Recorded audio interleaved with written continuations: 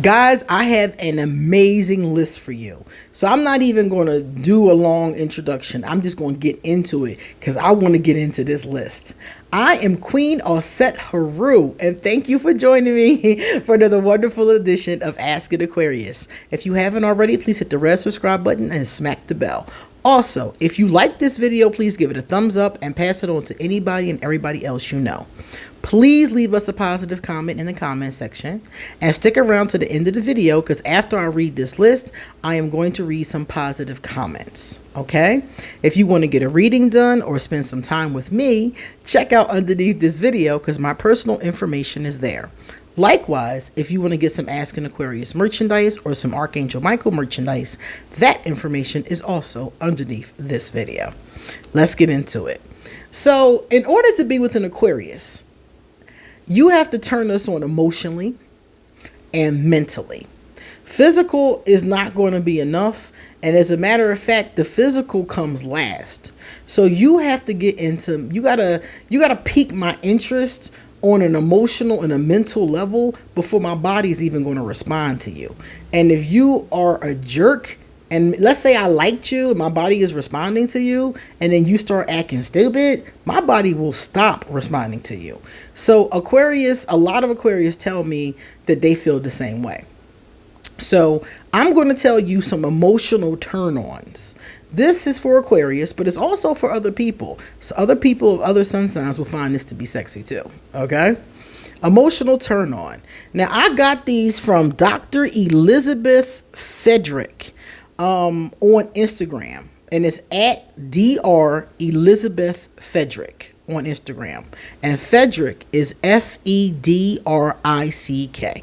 So if you want to check out this lady's Instagram, I really like this list, and she might have other things that we might like in the future too. Number one, it says here, creating opportunities for adventure and novel experiences. Oh my God, this is awesome. If I meet a person and they say something to me that's a novel experience or an adventure, I'm definitely going to be more interested in them than somebody who just says, hey, let's go have a drink.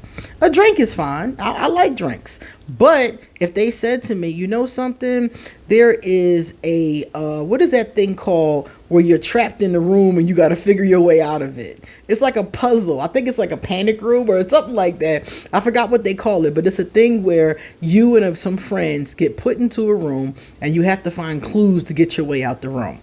Or one time, a woman said to me, how about we go on an ice cream date? So instead of getting drunk or instead of getting some food or shopping, we went and had ice cream. We went and got ice cream, water ice as a matter of fact, and pretzels. And we went to the river and sat there and ate our ice cream, our water ice, and our pretzels and got to know each other.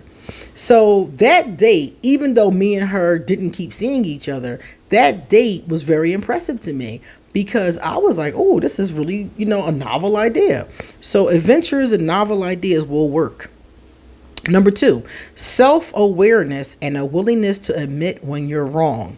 Oh my God. A person who's self-aware and just admits when they're wrong and apologizes and moves on, that's definitely a turn on. Consistently showing up in the way that they need. If you show up consistently, I'm definitely going to be more turned on and more attentive and open to you. If you show up, I'm going to show up. So that's what's up. Let's see. Sharing a similar sense of humor, frequent laughter. Oh my God, this should have been number one for me. Anybody that can make me laugh will probably get my draws. More than likely. If that's what they're going for, they more than likely will be able to pull that off. I love laughter. I'm always laughing. I'm always joking. I love it. Deep conversations and mutual vulnerability. Oh my God, be still my heart. I'm falling in love with this list. Yes, I love deep conversations and mutual vulnerability. That is something that's definitely going to keep me talking to this person and opening up to this person because they're opening up to me. A willingness to openly express your own wants and needs. I like people who express their own wants and needs. Don't make me guess. I can guess if you want me to, but I don't want to. I would prefer you tell me clearly what it is you want and need. Frequent reminders about how special they are to you. Oh, that is so sweet. I love that. Reciprocal. That's beautiful. Open dialogue about intimacy, preferences, and desires. I love all this talking on this list, because you're sharing, you're communicating, you're saying exactly what you want and need. This is perfect. Choosing safety and connection over being right. Some of the biggest arguments I've had was because I knew I was right and the other person refused to admit that I was right. And I finally just realized, you know what? It doesn't matter. It doesn't even matter sometimes. Sometimes it's important to be right, And other times, especially with your loved ones or a petty argument with somebody you care about, it's not really that important. Remaining present and mindful during both ups and downs. Some people are really good at all of these things when things are good. When we're in a good place, You're great at all of this stuff. But what about the downs? What about when your lover has gotten on your nerves? What about when they've irritated you? What about when they've said something that hurts your feelings?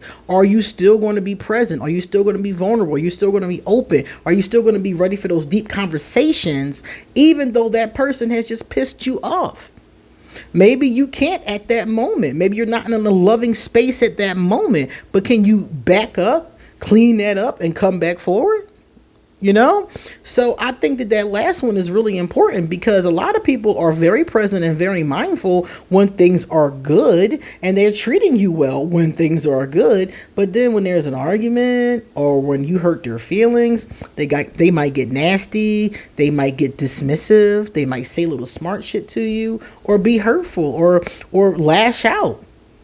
And grown people, I'm sorry, I remember a grown man was saying to me, he said, when people do X, I lash out.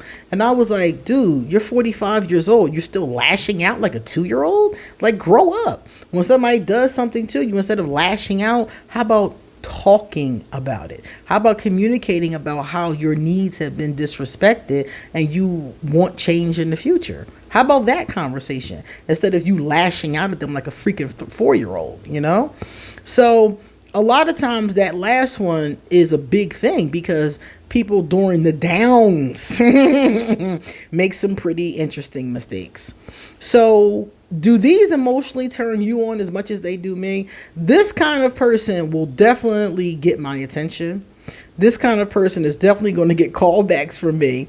I'm going to make myself available for this type of person because at the end of the day, I'm going to be able to express myself with this person and I'm going to feel safe with this person.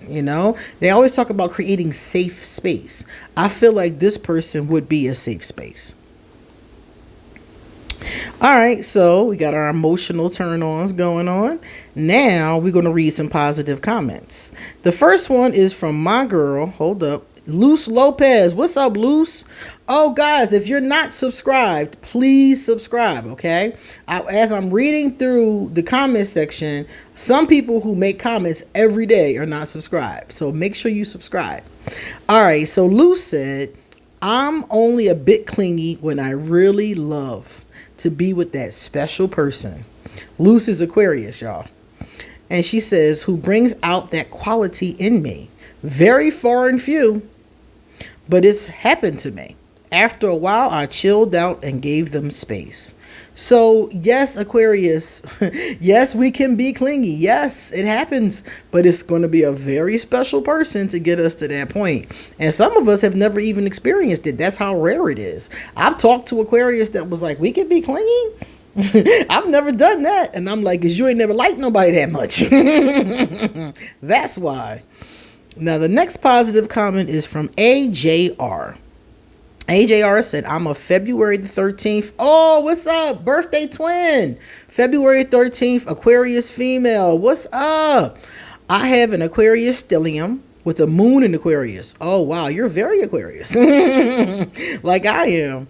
And a Leo rising. Okay. With a Leo rising, please tell me you're a performer. You gotta perform with a Leo rising in some level, please. Poetry, something. Acting, anything. I'm very detached indeed. I was described as cold by a previous roommate, even though I was polite and civil with him. Your observations of Aquarius is incredibly accurate. Thank you so much. They can see you as cold even though you were polite and civil. And you know why? Because you weren't emotional. I bet you that's what it was. You probably didn't show a lot of emotion, which is not good or bad. It just means that's who you are. And this person probably said you were cold because of that. Because they say the same thing about me. And I am far from cold. But I've heard the same thing for the same reason. So it might be the same with you. All right? Nice to meet you, birthday twin. All right, guys. Come back soon. It's time for me to go. But I got a lot more to say. See you later.